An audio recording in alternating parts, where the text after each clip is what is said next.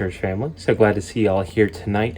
We are in Mark chapter 8. We are making through the Gospel of Mark. It's the shortest Gospel. Mark is using words like immediately, henceforth, quickly. He's moving through his Gospel, definitely not as wordy as Luke. He just hits the points that are important. And Mark 8 opens up with the feeding of the 4,000. Not to be confused with the feeding of the 5,000.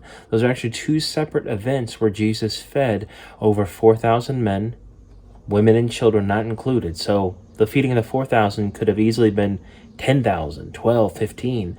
The feeding of the 5,000 could have easily been 10, 15, 20,000 people, where Jesus took a few loaves and a few fish and fed many people. Now, as we get into chapter 8, look at the context. Look as we start. In those days, the multitude being very great and having nothing to eat, Jesus called his disciples to him and said to them, I have compassion on the multitude.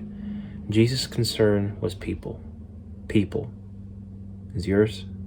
Is mine? Do I really care about others? Jesus did. Because they have now continued with me 3 days and have nothing to eat. And if I send them away hungry to their own houses, they will faint on the way, for some of them have come from afar. Jesus says, these people have been with me for 3 days, and they've all ran out of food. They're hungry. They're about to faint. What do we do? Then his disciples answered him, Look, Jesus, just a little while back, you had the feeding of the 5,000. I mean, piece of cake. This is easy. Bada bing, bada boom. That's not what verse 4 says.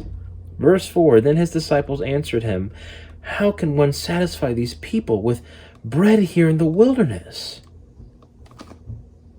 Really? Really? You don't remember just a little bit ago, Jesus took a few loaves and a few fishes and fed thousands of people with leftovers. How quick we forget.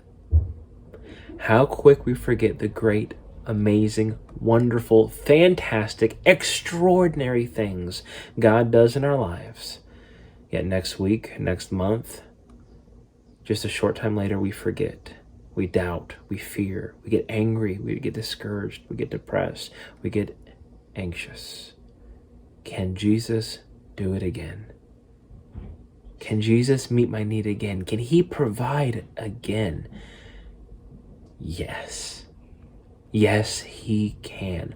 All he needs is a little bit of faith and a little bit of obedience. He took a young man's lunch and he multiplied it to provide for thousands. You may say, well, I don't have a lot to give. I don't have a lot of time. I don't have a lot of money. I don't have a lot of resources. Neither did this kid. But God takes what we have when we give it in a surrendering, humble, obedient heart, and he blesses thousands, tens of thousands. Can Jesus do it again? I don't know. Are you willing to give of yourself, to have compassion on the people around you? Some awesome thoughts from Mark chapter 8. Tune in next time, tomorrow night. We'll see you as we dive into Psalms.